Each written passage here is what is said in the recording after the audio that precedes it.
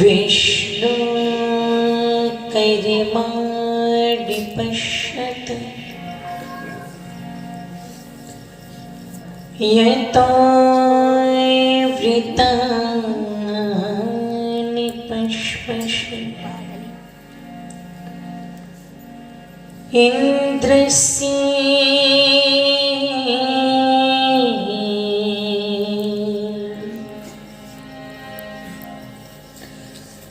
युज्या सखा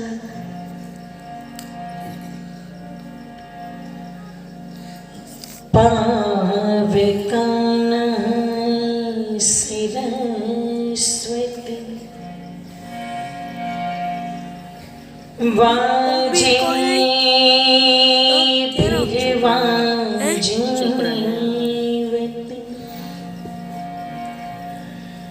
यज्ञं वष्टु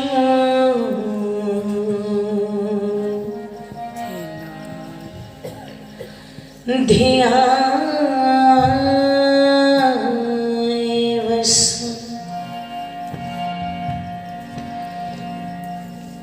ॐ शान्ति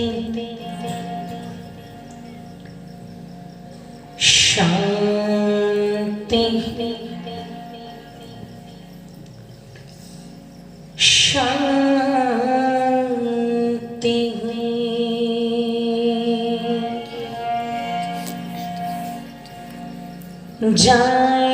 जाएगा जब तू जग से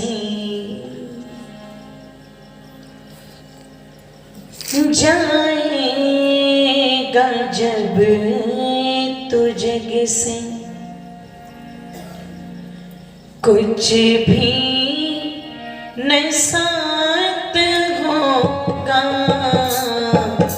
जाएगा जब तू जग से जाएगा जब तू जग से कुछ भी न साथ होगा दो गज कफन का टुकड़ा दो गज कफन का टुकड़ा तेरा लिबास होगा जाएगा जब तू जग से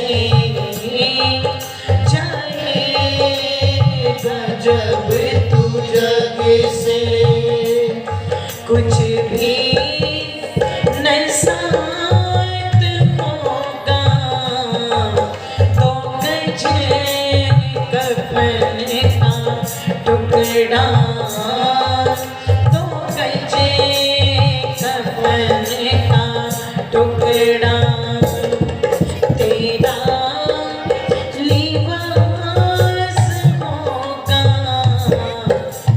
जाएगा जब तू जग से जाएगा जब तू जग से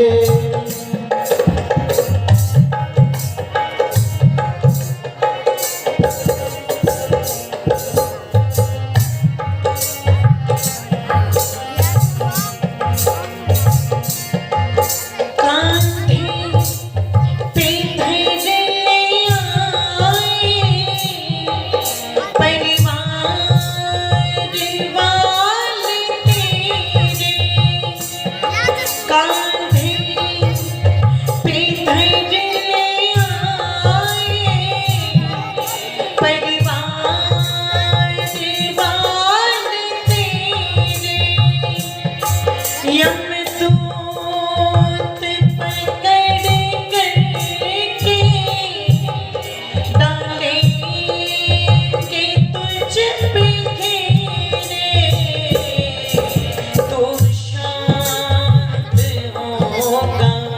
उस दिन तू शांत होगा, उस दिन कुनबा उदास होगा, तो कजे कफन का टुकड़ा, तो कजे कफन का टुकड़ा, तेरा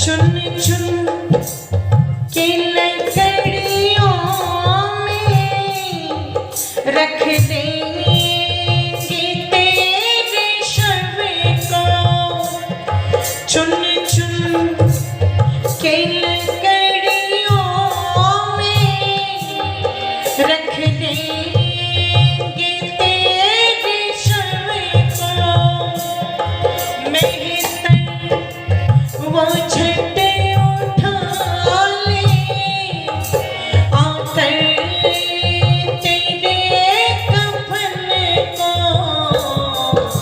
देवेगा आग तुझ में, देवेगा आग तुझ में, बेटा जो खास होगा, तो कजे कफन का टुकड़ा, तो कजे कफन का टुकड़ा, तेरा लिबास होगा, जाएगा जब तू जग से, जाएगा जब तू जग से, कुछ भी न साथ होगा, तो कजे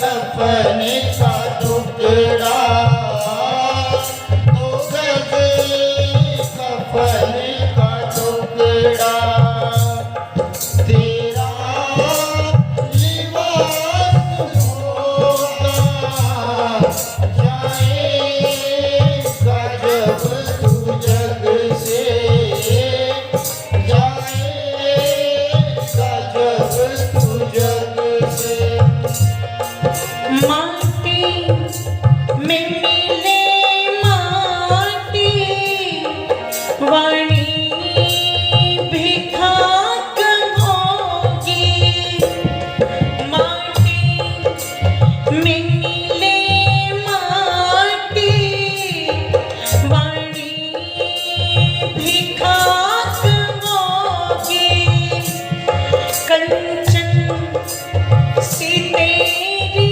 काया, जल कर के राख होगी, दुनिया को छोड़ तेरा, दुनिया को छोड़ तेरा, मरघट में वास होगा, तो कजे कफन का टुकड़ा, तो कजे कफन का टुकड़ा, तेरा लिबास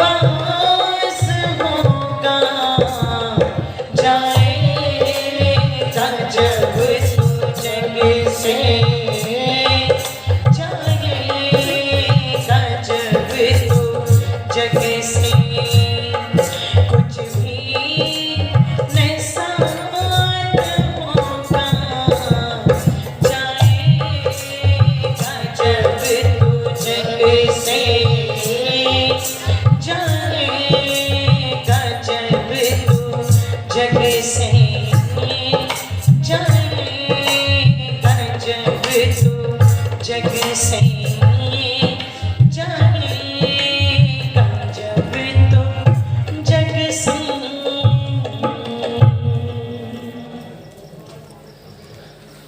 भैया इसके एको कम करो, थोड़ी ट्रैवल होती है बहुत ज़्यादा। बड़े ही आदर सम्मान श्रद्धा के योग्य इस पवित्र पावन व्याख्यान वेदी की शोभा को बढ़ा रहे हैं।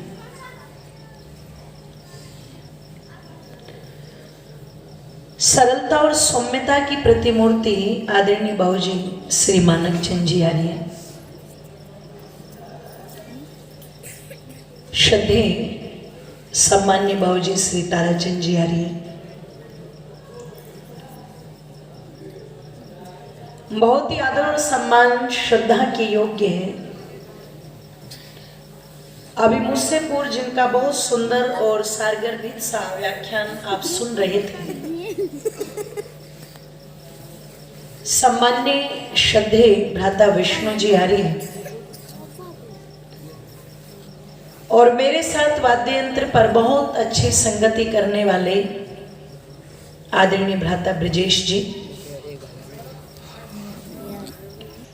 पर अपनी बात को ये कहकर के टालने का प्रयास किया कि नहीं नहीं महात्मा विदुर, परेशानी तो कुछ नहीं, बस एक प्रश्न मेरे मन के अंदर उठ गया था और उसी प्रश्न का उत्तर जानने के लिए मैंने प्रातः काल की प्रतीक्षा नहीं की, क्योंकि मेरी तीव्र जिज्ञासा थी कि मैं अभी उसको जानूं, इसलिए आपको बुलाया है।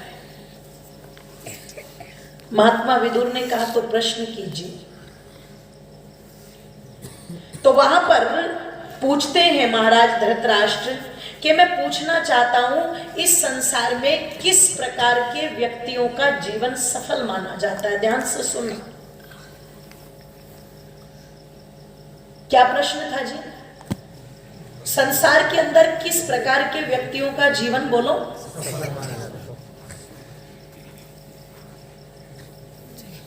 तो महात्मा विदुर इस प्रश्न का उत्तर देते हुए कहते हैं, महाराज आधी रात को ये प्रश्न आपने किया, ये तो सामान्य सा प्रश्न था, प्रातः काल जान लेते। बोले नहीं नहीं अभी जानना है, बताओ। तो मेरी माता उस समय कहते हैं, महात्मा विदुर ने बहुत सोच विचार करके एक बात कही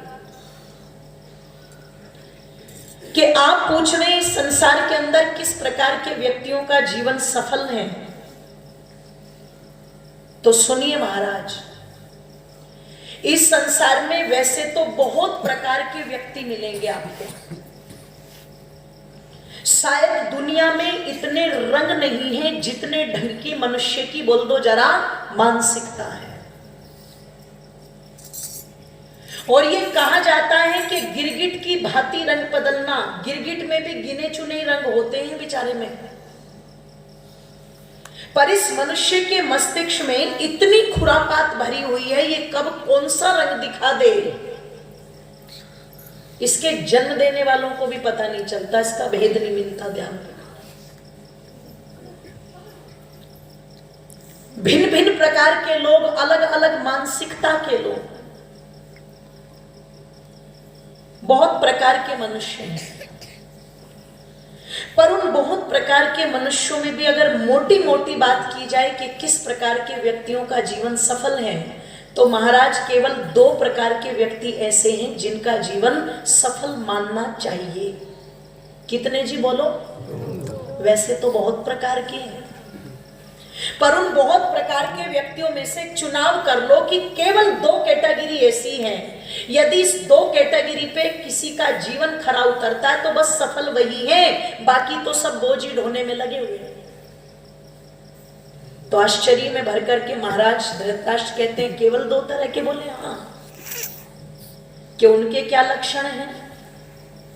कि पहले तो संसार में वो व्यक्ति सफल हैं जिन्होंने अपना जीवन आध्यात्मिकता में लगा दिया है, जिन्होंने अपना जीवन प्रभु भक्ति में लगा दिया है, जो अपने जीवन को कदम कदम पर उस ईश्वर की आज्ञा के साथ जोड़ करके चलते हैं। संसार के अंदर उस प्रकार के व्यक्तियों का जीवन बोल दो जरा।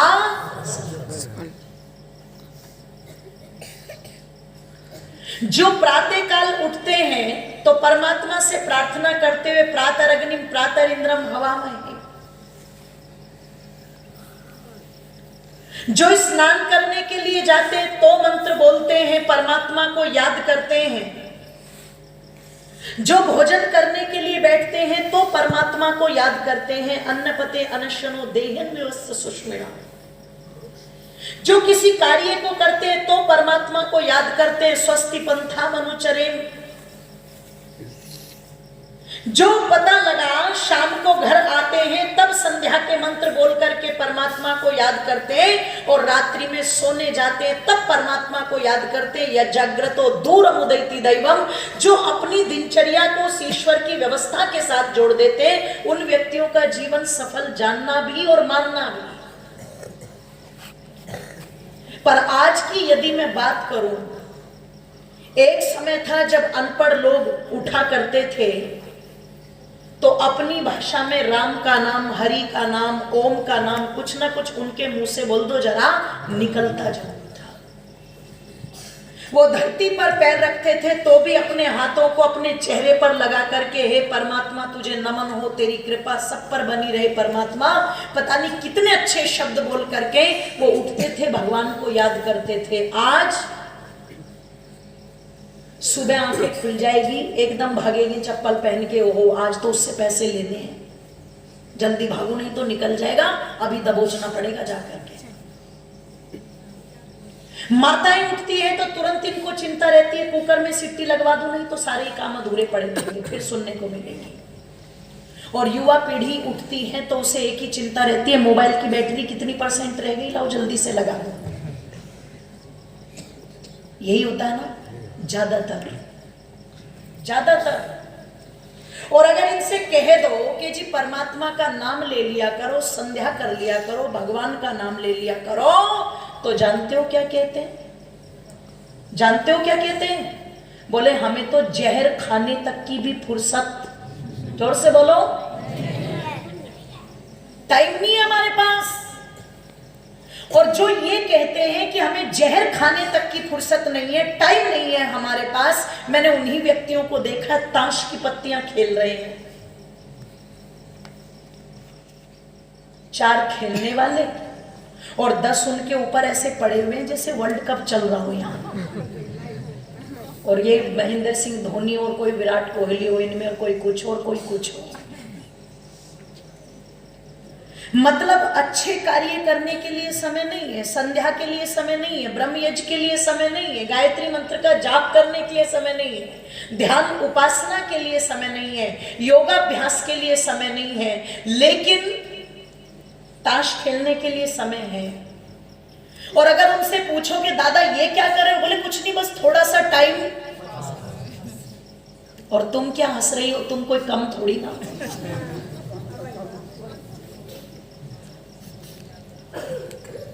पड़ोसन आ जाए तो इतनी निंदा चुगली करेगी सबकी, मतलब सब नहीं लेकिन कुछ होती है। वो एक जो न्यूज चैनल है ना आज तक सबसे तेज, मैं कहा करती हूँ कुछ माताएं उस चैनल से भी तेज है। उनको आप कोई बात बता दो और बता करके ये जरूर कह देना कि किसी को बताना मत। बोले ये सोच ले मुझे बता दी, इसका मतलब कुएं में गिर गई, ये बात अब नहीं निकलेगी। और वो बता करके घर तक नहीं आती, इतने में तो पूरे पड़ोस में उसको फैला देती है। इसका नेटवर्क तो 4G से भी आगे चलता है, तुरंत सब जगह फैल जाती है वो बातें। व्यर्थ की बातों में समय गंवाने को समय है, लेकिन अच्छे कार्यों में समय लगाने को समय बोलो समय नहीं। और फिर कहते हैं जी हमने तो किसी का कुछ नहीं बिगाड़ा, पता नहीं हमारे साथ में बुरा क्यों होता है। आपने क्यों नहीं बिगाड़ा? आपने समय को बिगाड़ा, आपने अपनी मानसिकता को बिगाड़ा, आपने अपनी वाणी को बिगाड़ा, आपने अपने कानों को बिगाड़ा, आपने अपने आचरण को बिगाड़ा, सब कुछ तो बिगाड़ा आपने, छोड़ा क्या बिगाड़े बिना? जो अच्छे काम थे वही तो छोड़ दिए ना। आपसे कहा किसी अच्छी पुस्तक का स्वाध्याय कर लेना, बोले मन नहीं लगता। आपसे कहा बैठ करके गायत्री मंत्र का जाप कर लेना, बोले मन नहीं लगता। आपसे कहा संध्या के मंत्रों को याद कर लेना, बोले मुझे तो बैठ करके नींद आ जाती है। आपसे कहा कि बैठ करके भगवान का भजन करना, तो मेरे पास तो समय, इन कार्यों के लिए लाख बहाने हैं हमारे पास में। और जानते हो हम ये कार्य नहीं करते तो इसका दुष्परिणाम क्या हो रहा है? इसका दुष्परिणाम ये हो रहा है कि शरीर तो ऊपर से भले ही स्वस्थ दिखाई दे, लेकिन आत्मा अंदर से कमजोर हो रही है। और उस कमजोर आत्मा के चलते व्यक्ति में तनाव पैदा हो रहा है, डिप्रेशन पैदा हो रहा है। आपने सुना था कभी पुराने लोगों को डिप्रेशन हुआ हो? उन्हें तनाव हुआ हो कभी? अच्छा एक बात बताओ, चिंतन करना, विचार करना, पहले लोगों के पास साधन ज्यादा थे या आज साधन ज्यादा है? जोर से बोल दीजिए, आज साधन ज्यादा है। पहले लोग ज्यादा पढ़े लिखे थे या आज ज्यादा पढ़े लिखे? आज ज्यादा पढ़े लिखे। अच्छा पहले लोग ज्यादा सुखी थे या आज ज्यादा सुखी है? क्या बात है? वो अनपढ़ थे, उनके पास साधन नहीं थे, लेकिन वो सुखी थे। और आज पढ़े लिखे, सब कुछ साधन, किसी चीज की कोई कमी नहीं, लेकिन आज सबसे ज्यादा दुखी।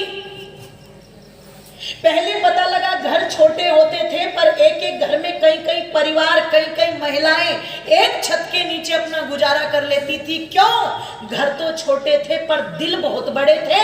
आज घर तो बड़े हो गए पर दिल बोल दो जरा छोटे हो गए। पहले रास्ते कच्चे थे पर चलने वालों के इरादे, बोलो 15-15, 20-20, 25-25, 50-50 किलोमीटर पैदल चले गए। आज तो किसी को दुकान पर भेज दो 500 मीटर, तब भी मोटरसाइकिल के गधे की तरह कैन से हट के ले जाएगा, नहीं चलेगा। इतने सुविधा होगी। आज रास्ते पक्के हो गए पर उन पर चलने वाले बोल दो जरा कच्चे हो गए। पहले के अनपढ़ थे लेकिन पढ़े लिखों से बहुत समझदार थे। आज के पढ़े लिखे तो हो गए लेकिन उन अनपढ़ों से बहुत गए गुजरे हैं, ध्यान रखना। वो अनपढ़ थे पर जानते थे माता पिता की शर्म क्या होती है। वो कभी मुंह उठा करके नहीं कहते थे माँ बाप को कि तुमने हमारे लिए किया क्या। आज के पढ़े लिखे माँ बाप के मुंह पर तमाचा सा मार देते हैं, तुमने हमारे लिए किया ही क्या। और अगर माँ बाप कह दे तुझे पढ़ा दिया, लिखा दिया, तेरी शादी कर दी, बोले सब करते, तुमने क्या कुछ अलग कर दिया? सब करते हैं। आप उनकी इच्छा पूरी कर दो तो ठीक, और अगर आप उनकी इच्छा पूरी ना कर सको तो वो ये कहने से भी नहीं चूकेंगे पैदा क्यों किया था। कर लो, क्या करोगे आप?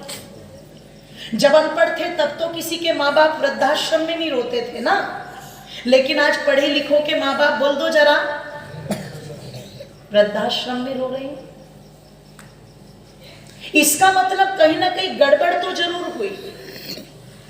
और वो गड़बड़ क्या हुई कि जब पहले शिक्षा दी जाती थी तो उस शिक्षा में सबसे पहले कहा जाता था, सबसे पहले कहा जाता था इतनी शक्ति हमें दो दया निधे, कर्तव्य मार्ग पर डट जाएं, पर सेवा पर उपकार में हम निज जीवन सफल बना जाएं। जिस देश धर्म में जन्म लिया बलिदान उसी पर हो जावे।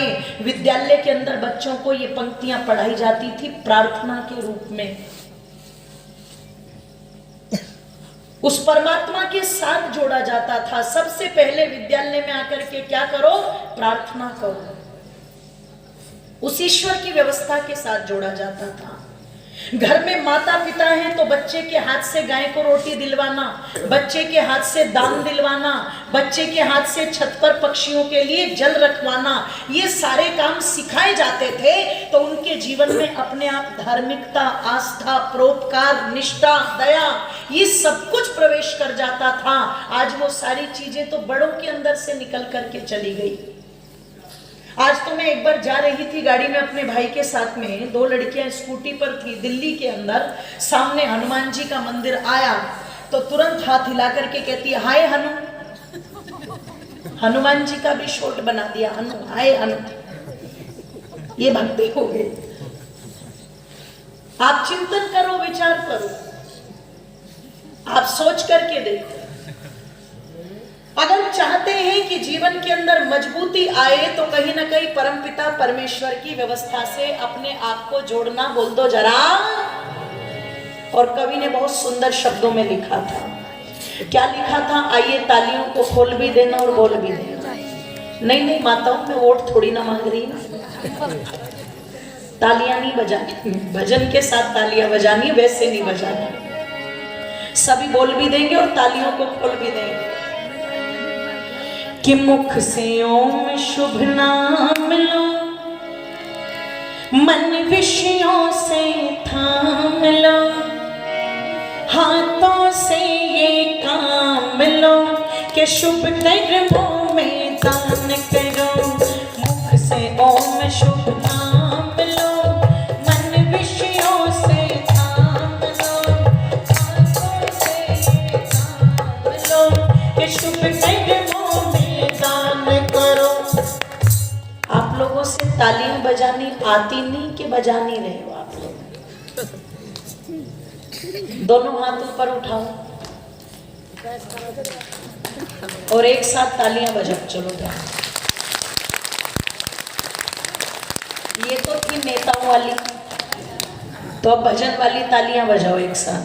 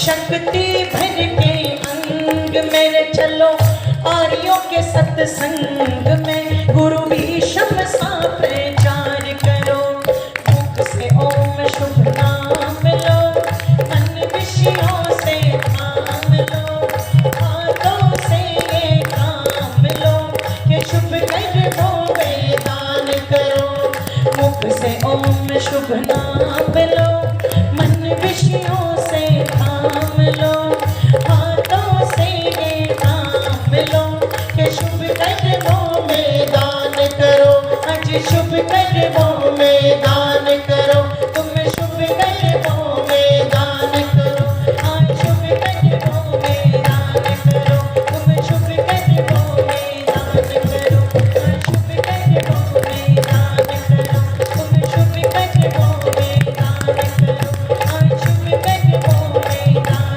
करो, तुम शुभ कर्मों में दान करो, आज शुभ कर्मों में दान करो।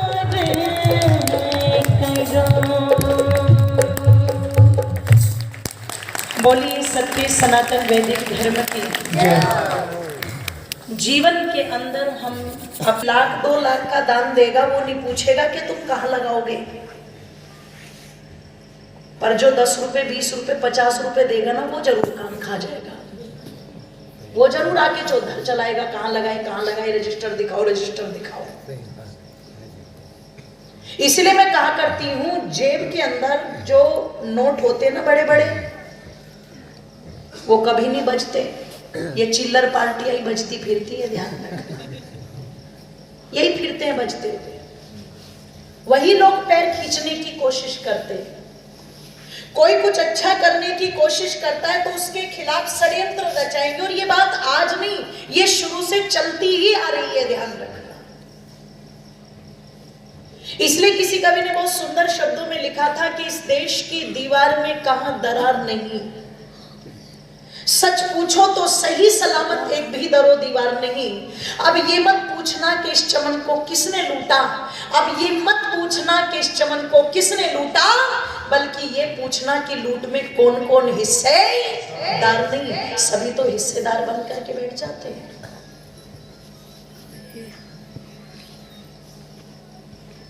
ऐसा कोई देशभक्त तो बता दो जिसको अपने ही लोगों ने परेशान ना किया हो, बोलो। इस देश को आजादी दिलाने वाले की लंबी कतार है, पर जिन्होंने आजादी दिलवाई उनके पुरखे दुखी हो होकर के मरे। राम प्रसाद बिस्मिल की जीवनी को देखना, उनकी माताजी कैसे तड़प तड़प करके गई। चंद्रशेखर आजाद के माता पिता भूख से बिलक बिलक करके मरे। जिस दिन वीर सावरकर की अर्थी निकली, उस समय रोने वाले कितने थे जरा देखना जरूर एक बार। और देश को आजादी दिलाने में शीर्ष कोटि पर जिस सुभाष चंद्र बोस का नाम आता है, षड्यंत्र के तहत उसको खपा दिया। कोई कहे अंग्रेजों ने, नहीं, यहीं के अचकन पर गुलाब लगाने वालों ने खपा दिया। आज उनका तो कोई नामो निशान नहीं। और जिन्होंने पता लगा इस देश के टुकड़े टुकड़े करने में पूरी भूमिका निभाई, जो जीवन भर पता लगा कुरान को लेकर के मंदिर में बैठ करके तो पढ़ता रहा, पर एक दिन भी गीता को लेकर के मस्जिद में बैठ करके नहीं गया, आज उसकी फोटो हर नोट के ऊपर मिलती है। और मैं कई बार सोचती थी, चलो अब की बार ये नोट बदले हैं ना, जो ये मोदी जी ने अपने जैकेट के कलर के नोट लाए हैं सारे, वो जिस कलर की जैकेट पहनते थे उसी कलर को नोट पर छपवा दिया। तो मैं सोच रही थी नए नोट आएंगे तो किसी नोट पर मूंछों पर ताव देते हुए चंद्रशेखर आजाद की फोटो मिलेगी, किसी नोट पर सुभाष चंद्र बोस की फोटो मिलेगी, तो किसी नोट पर बोल दो जरा छत्रपति शिवाजी की फोटो मिलेगी। मोदी जी सोचे तो बहुत होंगे बेचारे लाने की, पर करे क्या? मोदी जी को पता था ये भारत है और भारत में मूर्खों की कोई कमी, बोलो। कुछ तो दिल्ली में बॉर्डर घेर के भी बैठे हैं, कमी नहीं है। बिना मतलब के काहे के अन्नदाता जी, वे तो सारे के सारे फंडदाता है, वे अन्नदाता नहीं है। निवेदन आप लोगों के मध्य में कर रही थी, जब देखा वो नोट हाथ में आए, जैसे अभी भी है ये पर्पल कलर का, किसकी फोटो है ये? मोहनदास करमचंद गांधी। तो मैं कहा करती हूं कि वारे वाह गांधी तुम्हारी खूब चली आंधी, वारे वाह गांधी तुम्हारी खूब चली आंधी, तुम जीवन भर घूमे एक लंगोट में और अब आकर के बैठ गए 2500 के नए नए नोट में। कोई भी तो परिवर्तन नहीं, कोई भी तो बदलाव नहीं। और अगर कोई बदलाव करने की कोशिश करता है तो आप उनके खिलाफ षड्यंत्र कैसे रचे जा रहे हैं, जरा वो देखो। उत्तर प्रदेश के किसानों को इन बिलों से दिक्कत क्यों नहीं हो रही है? क्या वहां किसान नहीं है? इतना बड़ा प्रदेश है वो।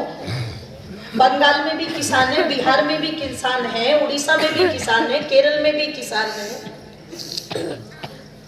ये पड़े कौन है वहां पर? षड्यंत्रकारी। कोई उनके बीच में आता है तो आकर के कहता है हिंदुओं की औरतें 2-2 टके में बिकती थी।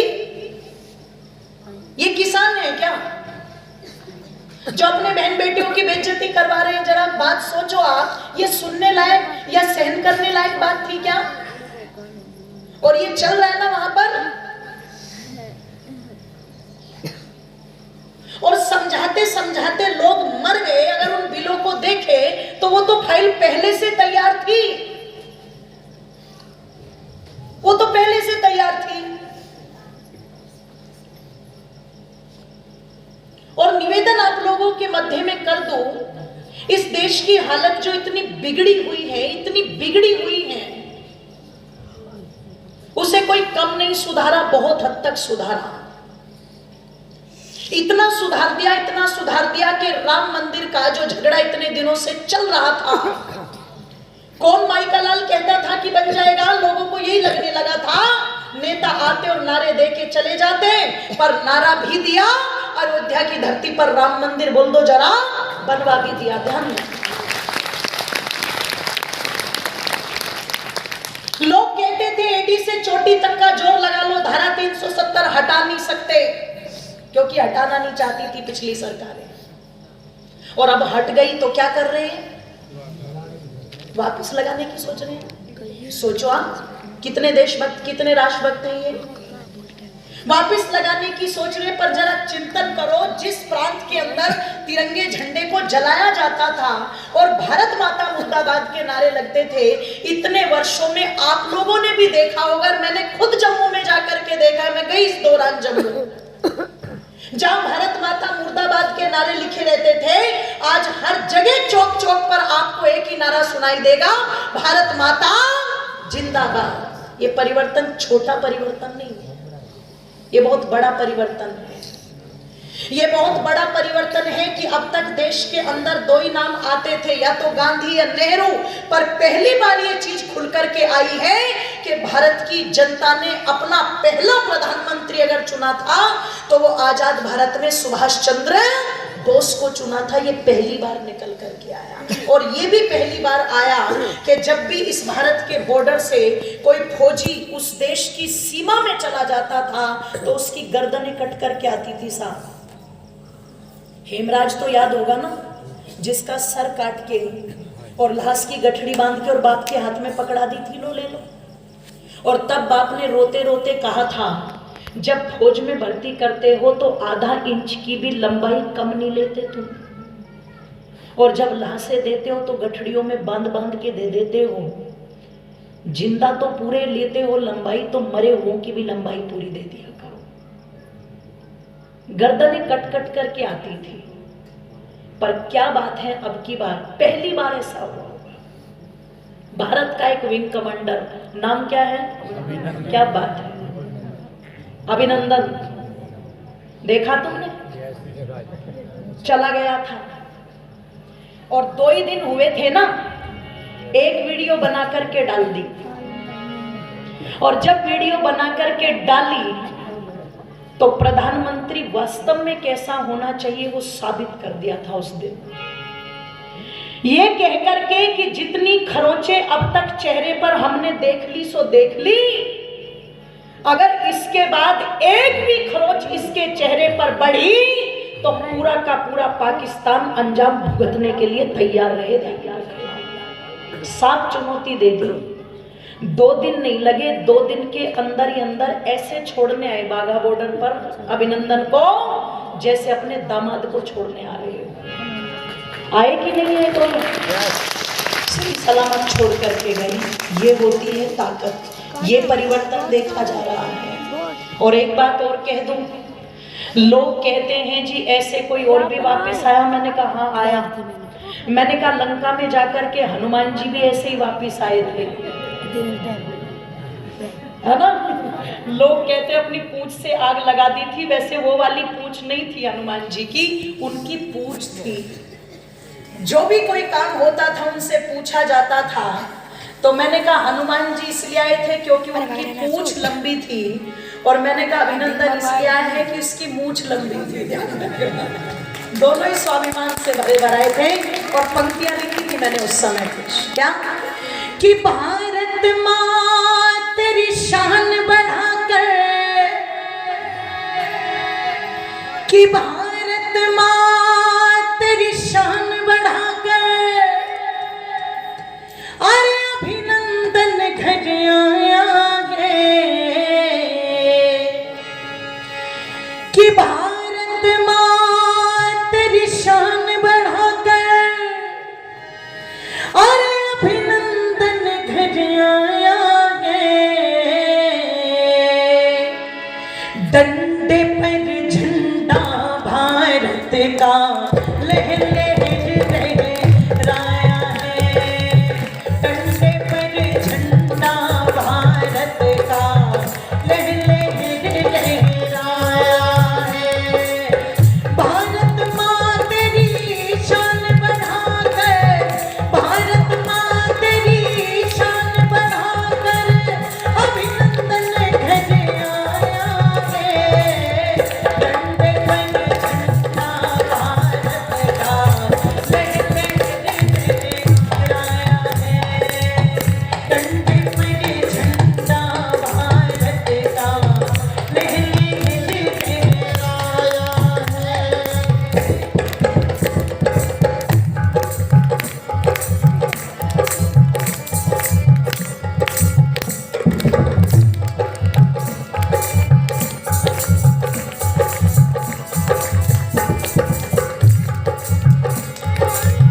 पहली बार हुआ ऐसा कि दुश्मन घुट दे रहा। पहली बार हुआ ऐसा कि दुश्मन घुट दे रहा।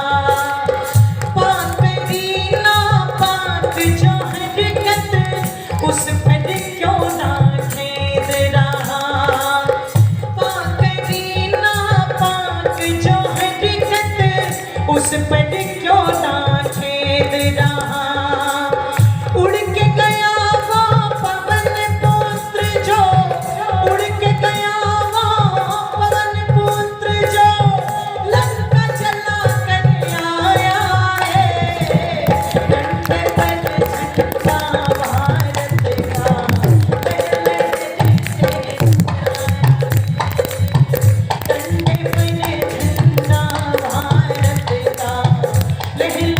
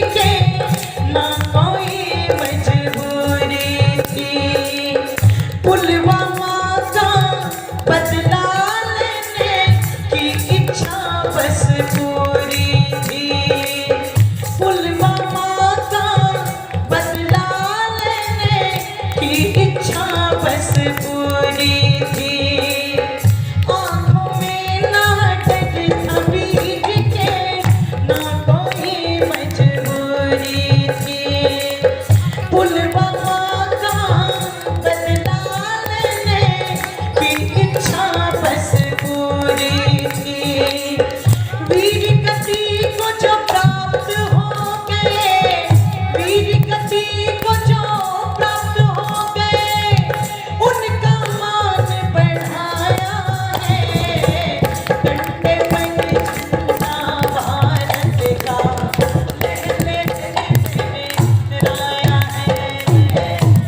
डंडे पर झंडा भारत का लहराया है।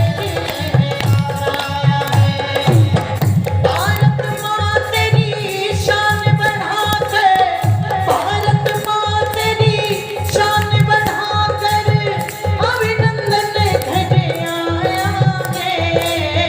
डंडे पर झंडा भारत का लहराया है। डंडे पर झंडा भारत का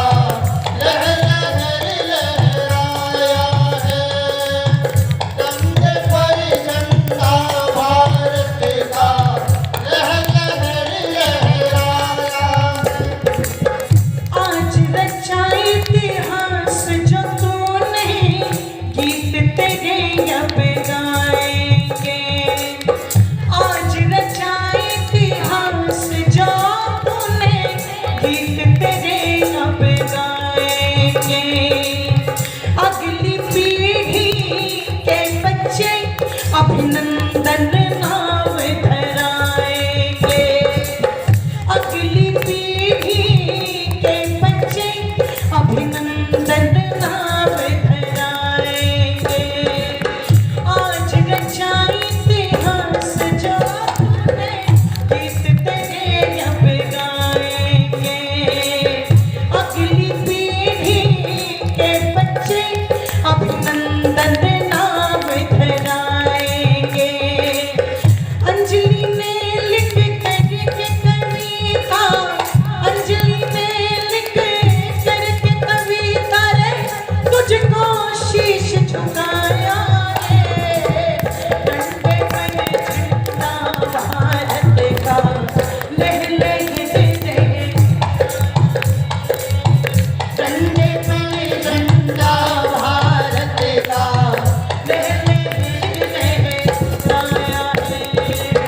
भारत माँ तेरी शान बढ़ाकर, भारत माँ तेरी शान बढ़ाकर अभिनंदन घर आया है।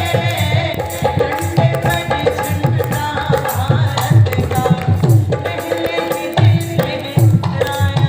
है। डंडे पर झंडा भारत का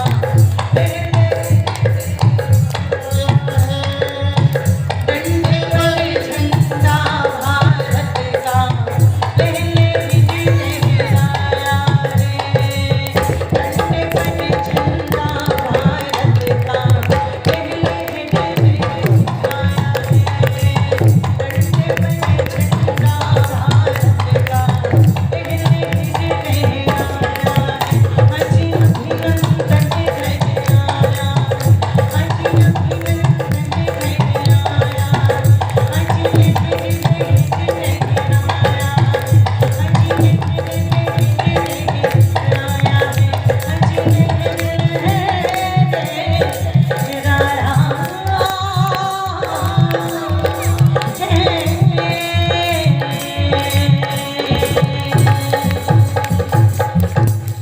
बोलिए भारत माता की जय। भारत माँ तेरी शान बढ़ाकर अभिनंदन घर आया है और डंडे पर झंडा भारत का लहर लहर लहराया है।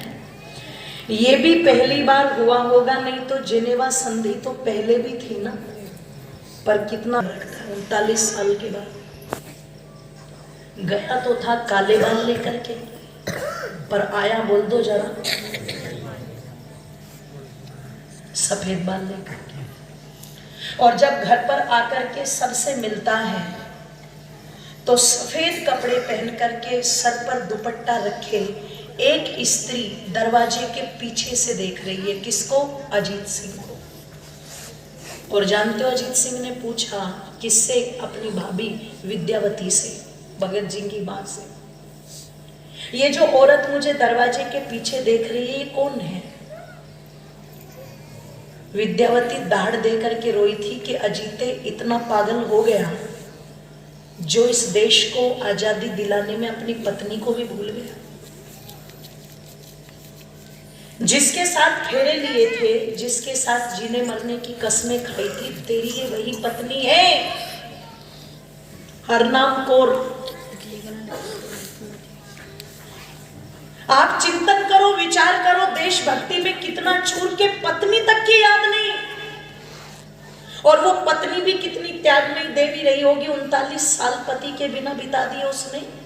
आज हम उर्मिला की पूजा करते हैं क्योंकि 14 साल लक्ष्मण जी के बिना बिताए, पर क्या वो हरनाम कौर कोई कम थी जिसने 39 साल बिना पति के विधवा की तरह व्यतीत कर दिए? और जब याद आया कि इसके साथ तो बचपन में फेरे पड़े थे, इसको तो ठीक से देखा भी नहीं था मैंने,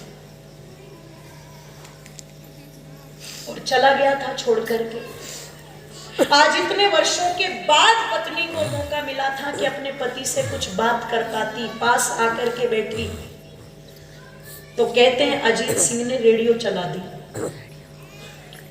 और रेडियो चला करके ये नहीं कि पत्नी से पूछ लूं तुमने 39 साल कैसे काटे, मेरा कसूर था, मैं माफी मांग लूं, कोई बात नहीं, कोई चीत नहीं। रेडियो चली तो रेडियो पर समाचार आया, अंग्रेज जाएंगे तो जरूर, पर भारत के 2 टुकड़े करके जाएंगे। तुरंत आंखें फटी की फटी रह गई अजीत सिंह की। और क्या आया मस्तिष्क में? जिस देश के लिए इतनी कुर्बानियां दे दी, इतनी गर्दनें कटवा दी, इतने खून बहा दिए,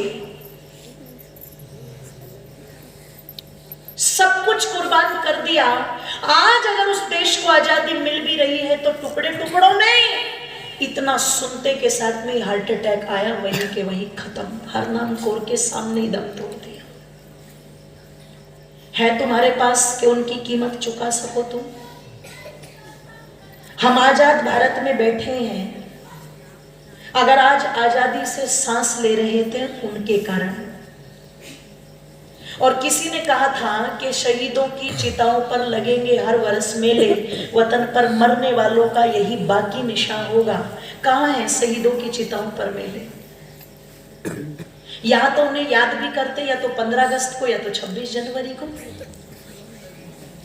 नहीं तो राजनीति पर रोटियां सेकने पर लगे रहते। कोई उन्हें आतंकवादी बता देता है, कोई उन्हें कुछ बता देता है,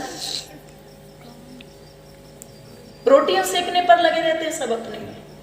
उनकी तुरबत पर नहीं एक भी दिया, जिन्होंने सींचे थे लहू से चिरागे वतन, और आज दमकते हैं मकबरे उनके जो खा गए शहीदों के बेच करके कफन।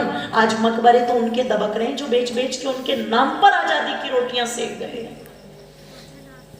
और कुर्सी के लिए लड़ मरे। आप चिंतन करो, ये तो एक छोटी सी घटना है, इतनी तमाम प्रकार की घटनाएं भरी पड़ी है इतिहास के पन्नों में। हम तो एक दिन आजादी के नारे लगा करके अपना काम चला लेते हैं, पर चिंतन करो ये आजादी ऐसे ही नहीं मिली। मुझे गांधी जी से द्वेष नहीं है, बहुत अच्छे व्यक्तित्व थे, पर मुझे द्वेष इस बात से है कि दे दी हमें आजादी बिना खड़क बिना ढाल, और साबरमती के संत तूने। अगर बिना खड़क ढाल के आजादी मिली है तो भगत सिंह को मिर्गी के दौरे पड़े थे क्या जो फांसी पर चढ़ गया?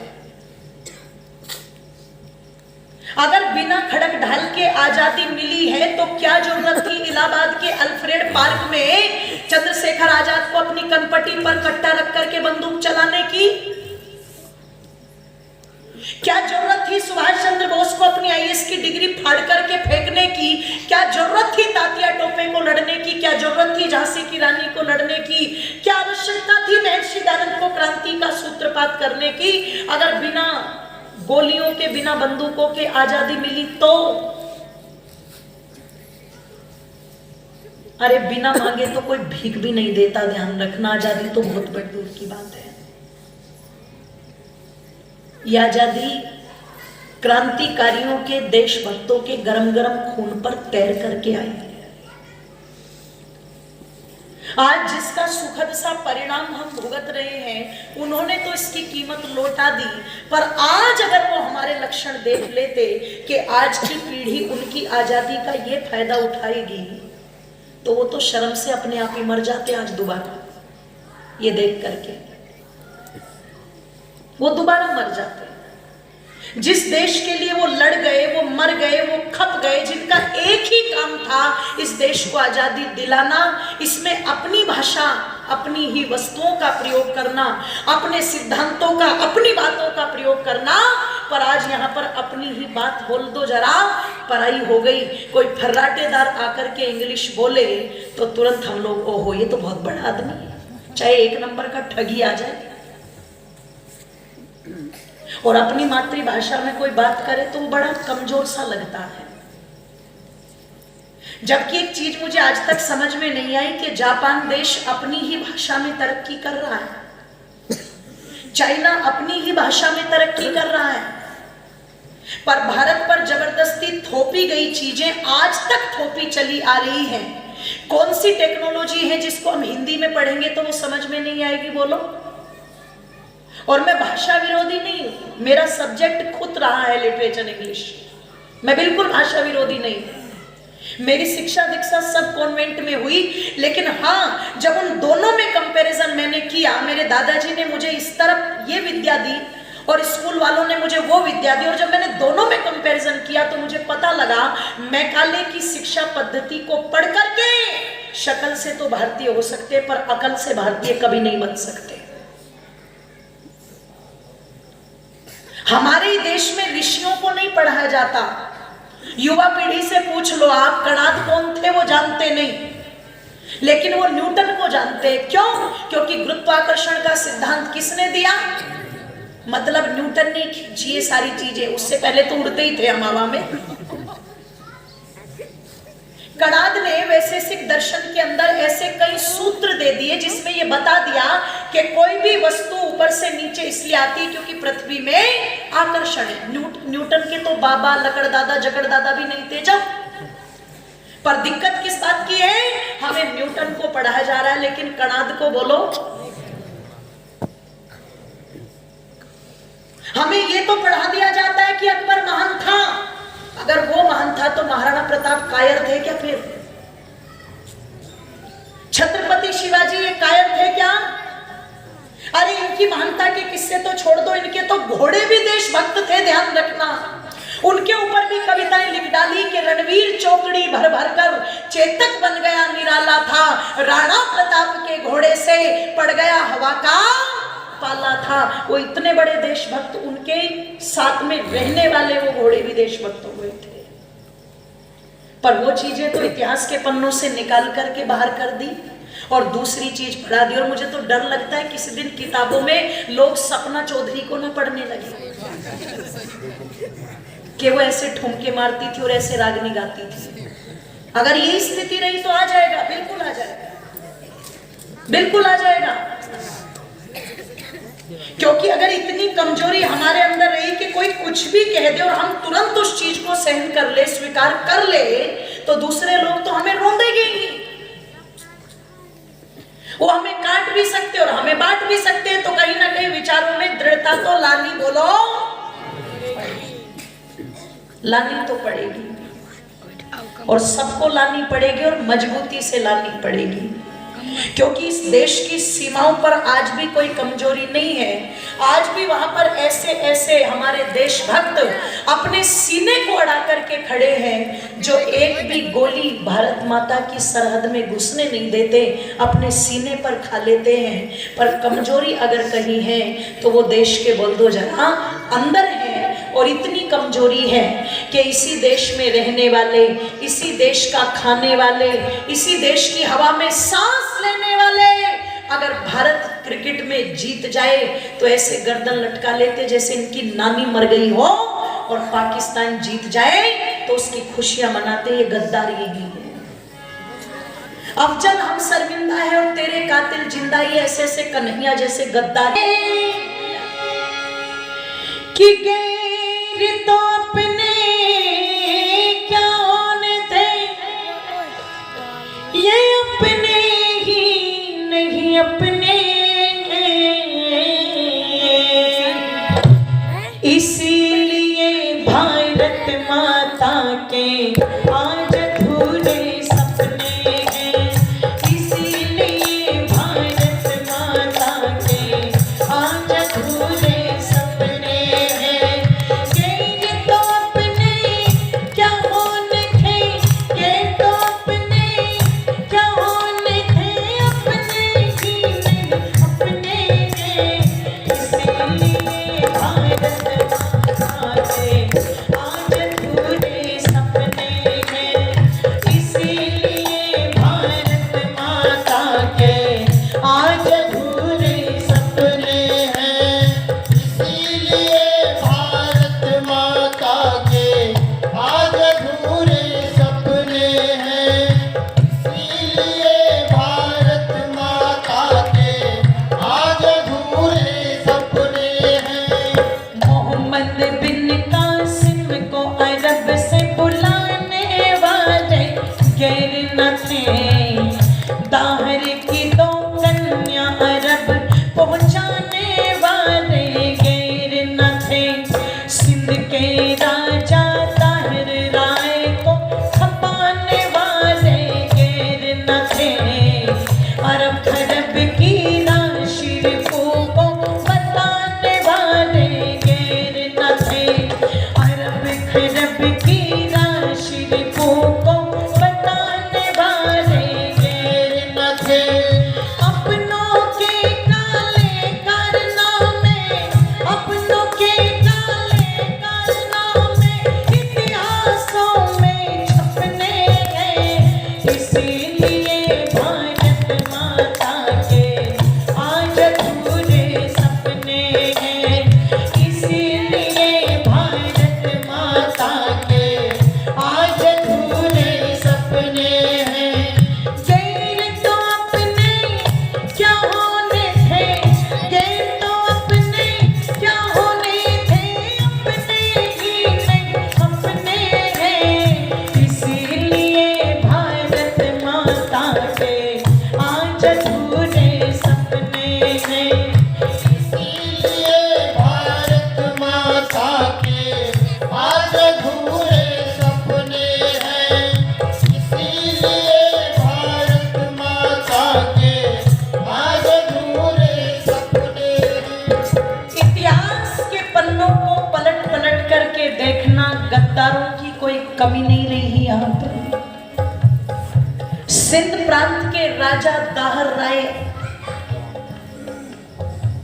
मोहम्मद बिन कासिम भारत पर चढ़ाई करने आया, एक बार नहीं कई बार आया और हर बार मुंह की खा करके वापस गया, पर हुआ क्या, एक मंदिर का नालायक दुष्ट पुजारी मोहम्मद बिन कासिम को जाते हुए देखता और देख करके कहता हुआ, क्या हुआ कासिम, नहीं मिली जीत? कासिम कहता, नहीं, मैं सेना से भारत के राजा को जीत ही नहीं सकता, वापस जा रहा हूं। पुजारी ने कहा, जीत तो मैं करा दूंगा। बोले, मैं इतनी बड़ी सेना लेकर के नहीं जीत पाया, तुम अकेले क्या कर दोगे? बोले, देखो, अगर बल से तुम इन्हें जीतना चाहोगे तो ये नहीं जीते जा सकते, ये दिलो जान से लड़ते हैं, पर हाँ, पाखंड से हम इनकी बुद्धि पर इतने हावी हो जाएंगे कि जहां चाहे वहां इनको मात दे सकते हैं। तुम तो योजना सुनो, योजना बना दी, और योजना के तहत मोहम्मद बिन कासिम को कहा, फला फला दिन चढ़ाई कर देना, तब तक मैं अपना काम कर देता हूं। अब इसने किया क्या, एक मंदिर था सूर्य देव का, जिस पर राजा दाहर की और उसके सेनापति की बहुत आस्था थी, प्रतिदिन दर्शन करते थे आकर के मंदिर में। इस दुष्ट पुजारी ने क्या किया, मंदिर का झंडा झुका दिया अब हमारे यहाँ बीमारी क्या है, मंदिर का झंडा झुक जाए तो अपशगुन हो जाए। अगर कोई बाहर से आते समय छींक दे, बोल दो जरा, और बिल्ली रास्ता काट जाए, मैं तो कहा करती हूँ एक काम करो, ये सारी जितनी भी ट्रैफिक लाइट्स है ना, ये सब फोड़ दो। सिग्नल तो लोग वैसे भी तोड़ रहे हैं, और हर चौराहे पर एक एक बिल्ली बैठा दो, और जिस तरफ का भी रास्ता रोकना उसी तरफ से बिल्ली को भगा दो, अपने आप हो जाएंगे सारे मिलके, है ना। बिल्लियों से ही काम चल जाएगा, बस जरूरत ही नहीं पड़ेगी सरकार को करने की। निवेदन आप लोगों के मध्य में कर दूं, बिल्ली रास्ता काट जाए तो अपशगुन हो गया, छींक दिया तो अपशगुन हो गया, किसी ने पूछ लिया कहां जा रहे हो तो अपशगुन हो गया, झंडा झुक गया तो अपशगुन हो गया, मंदिर का झंडा झुका दिया, सेनापति दर्शन के लिए आया, उसने पूछा पुजारी जी आज मंदिर का झंडा क्यों झुका, ये तो अपशगुन है। तो जानते उस दुष्ट ने क्या बोला, रात मेरे सपने में सूर्य भगवान आए थे और उन्होंने मुझसे कहा कि मोहम्मद बिन कासिम फिर आएगा और अब की बार जो युद्ध होगा उसमें जीत राजा दाहर की नहीं होगी, मोहम्मद बिन कासिम की होगी। सेनापति दुखी हुआ, पर चलो देखते हैं, ये सोच के वापस चला गया। एक बार भी अगर उस सेनापति में बुद्धि होती तो पुजारी की गर्दन पकड़ के ये पूछता जरूर, इस सूर्य भगवान की पूजा हम करते हैं या मोहम्मद बिन कासिम करता है। इसका मतलब तो गद्दारी है ना कहीं इसमें खोट है। पर मूर्खों की कोई कमी नहीं थी। पता लगा योजना के अनुसार मोहम्मद बिन कासिम ने चढ़ाई कर दी, सेनापति का मनोबल गिर गया। ओहो, अब की बार तो भगवान चाहते ही नहीं कि हमारी जीत हो, मन के हारे हार है और मन के जीते जीत, मनोबल टूट गया। निवेदन कर दूं आप लोगों के सामने, युद्ध हुआ, राजा दाहर को मार दिया गया और उनकी बेटियों को उठा करके ले गए कहां, बोलो, अपनी धरती पर। और जानते हो जो 2 बेटियां राजा दाहर की वहां पर गई थी वो कितने गजब की थी। मोहम्मद बिन कासिम ने अरब के खलीफा के लिए उन दोनों लड़कियों को भेजा जो राजा दाहर की 2 बेटियां थी, और वो जाते के साथ में खलीफा के सामने जब आई तो खलीफा ने कहा आज रात्रि के लिए इन्हें नहा धोकर के तैयार करो और हमारे सैन कक्ष में भेजो। लड़की दोनों की दोनों बड़ी चतुर थी। निवेदन कर दूं, अपने बाप का बदला लेने के लिए दोनों ने योजना बनाई, नहा धो करके सज धज के तैयार हो गई और शयन कक्ष में जब खलीफा के पास पहुंची तो जाकर के नाटक सा करके कहती है हमें तो आपकी दासी बनने में बहुत सुख प्राप्त होता, बस दुख इसी बात का हो रहा है कि अपने आप को जो आपका हितैषी कहता है वो मोहम्मद बिन कासिम, उसने हमें आपके पास भेजा तो जरूर, पर पहले खुद हमारी असमत लूट करके और झूठन आपके पास भेज दी। खलीफा को इतना गुस्सा आया कि मोहम्मद बिन कासिम की गर्दन काटने का आदेश दे दिया। दोनों लड़कियों ने वहीं बैठे बैठे अपने बाप की मौत का बदला लिया। और ये कहते हैं हिंदुओं की औरतें 2-2 टके में बिकती थी, इतने में तो गर्दन काट देनी चाहिए थी ऐसे आदमी की। पर करे क्या, जिसका बेटा ये कह दे कि मैं इसे अपना बाप ही नहीं मानता तो उसे तो पागल ही घोषित कर देना चाहिए। निवेदन आप लोगों के मध्य में कर दो जरा, कितना पाखंड। एक दुष्ट के कारण राजा दाहर की मृत्यु हो गई, और जब वही दुष्ट बंटवारा करवाने के लिए गया कि आधा राज्य मुझे दो, तो गर्दन उसकी भी कटी और बाद में मोहम्मद बिन बोल दो जरा कासिम की भी कटी, उनकी भी कटी। ये स्थिति है।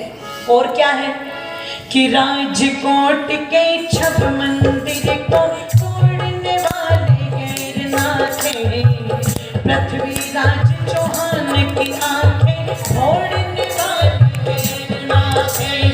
राजकोट के छब मंदिर को तोड़ने वाले गैर ना थे, पृथ्वीराज चौहान की आंखें फोड़ने वाले गैर ना थे। बंदा बैरागी को इकला छोड़ने वाले गैर ना थे। हर 36 साल वीर शिवा को मोड़ने वाले गैर ना थे। 36 साल वीर शिवा को मोड़ने वाले गैर ना थे। गुरु गोविंद सिंह के लालों से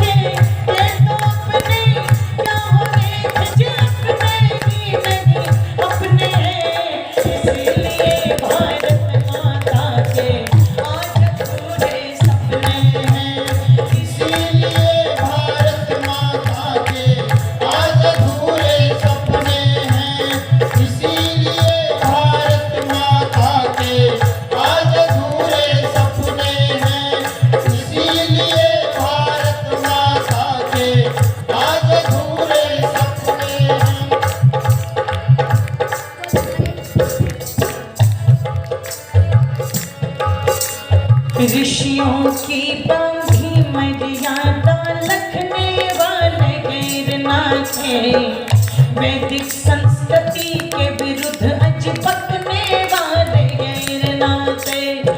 ऋषियों की बांधी मर्यादा लखने वाले गैर नाथे, वैदिक संस्कृति के विरुद्ध अज बकने वाले गैर नाथे।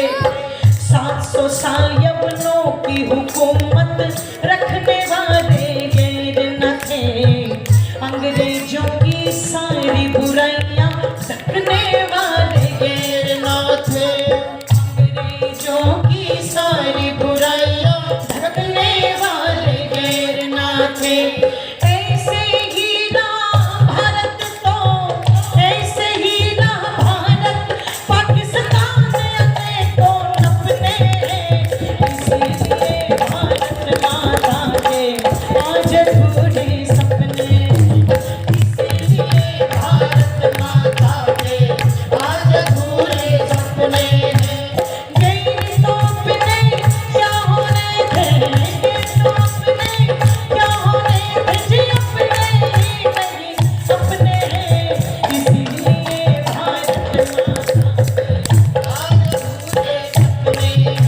इसीलिए भारत माता के आज अधूरे सपने हैं, इसीलिए भारत माता के आज अधूरे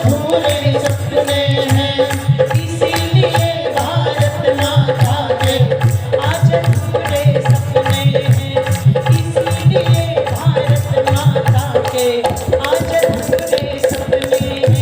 जी आज अधूरे सपने हैं, आज अधूरे सपने हैं, जी आज अधूरे सपने हैं, आज अधूरे सपने हैं।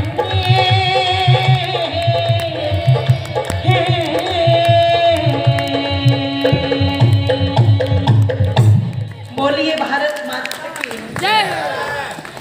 गैर तो अपने क्या होने थे, अपने ही नहीं अपने हैं, और इसीलिए भारत माता के आज अधूरे सपने हैं। निवेदन कर दूं, ये सपने अधूरे इसीलिए हैं कि कुछ गैरों ने गद्दारी की है। धन्यवाद जैन साहब, गद्दारी की है और उस गद्दारी का परिणाम पूरे देश को भुगतना पड़ा है। पर गद्दारों की ताकत जब बढ़ जाती है जब वफादार चुप बैठ जाते हैं, और अगर वफादार ताकतवर बन जाए तो गद्दारों की फिर फन उठाने की कोई ताकत बोलो तो भैया गद्दारों के किस्से तो सुनाने नहीं है, बस वफादारी अपनी ताकत को थोड़ा सा बढ़ा लो। जो हमारे युवा हैं वो अपनी जिम्मेदारी, अपने दायित्व, अपने कर्तव्य को समझे, उन संगठनों के साथ जुड़ने का प्रयास करे जो संगठन आर्य समाज के रूप में देश की बात करता है, धर्म की बात करता है। नहीं तो किसी भी मंच पर चले जाओ आप, उस मंच से बस आपको कृष्णा के नाम पर नचाने की बात तो होगी, है ना। रामा रामा हरे हरे और हलवा चाटो पड़े पड़े, ये बात करने वाले तो आपको सब मिलेंगे, पर देश की संस्कृति की सिद्धांत की बात अगर कोई करता है तो वो केवल और केवल आर्य समाज करता है। इसलिए जुड़े आर्य समाज के साथ में। समय समय पर यहाँ पर हमारे पदाधिकारी मीटिंग किया करें, युवा उसके साथ जुड़े, युवाओं को जोड़ने का प्रयास करो, अपनी गतिविधियां बनाओ, आपस में संपर्क इस प्रकार के बनाओ। यदि कोई भी दिक्कत है तो एक ही फोन पर सबके सब बोलो, इकट्ठे हो जाओ, देश के हित में चर्चा करो, धर्म के हित में चर्चा करो, बहन बेटियों की रक्षा के हित में चर्चा करो, गौ माता की रक्षा के हित में चर्चा करो, और इस कार्य को कहीं ना कहीं करना पड़ेगा, तब जाकर के ये संस्कृति बचेगी और तब जाकर के जीवन सफल होगा। महात्मा विदुर कहते हैं या तो देशभक्ति में लगा दो या तो धर्म भक्ति में लगा दो, ये दो ही मार्ग हैं जीवन को सफल बनाने के, और दोनों कार्यों में से यदि कोई भी ना करता हो व्यक्ति, तो ऐसे व्यक्ति को धरती पर जीने का कोई अधिकार बोलो नहीं। इस देश को अगर व्यक्ति ने बिगाड़ा है तो सुधारेगा भी बोलो। और ये देश उन्हीं का नहीं जो वर्दी पहन के सीमाओं पर है, ये हम सबका है, तो इसकी रक्षा करने का दायित्व भी हम सबका बनता है कि नहीं बनता है। आओ हम मिल मिलकर के इस ओर कदम बढ़ाए और अपने जीवन में इन दोनों पक्षों को मजबूत करें। हम आध्यात्मिक भी बने और हम देशभक्त भी बने। इन्हीं शब्दों के साथ मैं अपनी वाणी को भ्रमित करती हुई हृदय की गहराइयों से आप सबका धन्यवाद करती हूँ। बड़े दच्चित मनोभाव के साथ आप सभी ने सुना है और जिन्होंने ये राशि देकर के मेरा सम्मान किया, मैं उन समस्त आर्यजनों का भी धन्यवाद ज्ञापित करती हूँ। आप सभी ने सुना, आज ये रात्रिकालीन अंतिम सत्र था।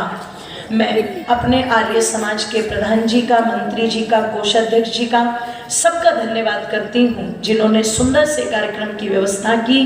और मैं आप सभी श्रोता बंधुओं का बहुत बहुत धन्यवाद करती हूँ जिन्होंने बड़े ही दच्चित मनोभाव से सुना। अपने हृदय की कुछ टीस मैंने आप लोगों के सम्मुख रखी है। अगर लगे कि जीवन में ग्रहण करने योग्य है तो उनको अपनाना जरूर। सभी का बहुत बहुत धन्यवाद। इति ओम शांति। हेलो।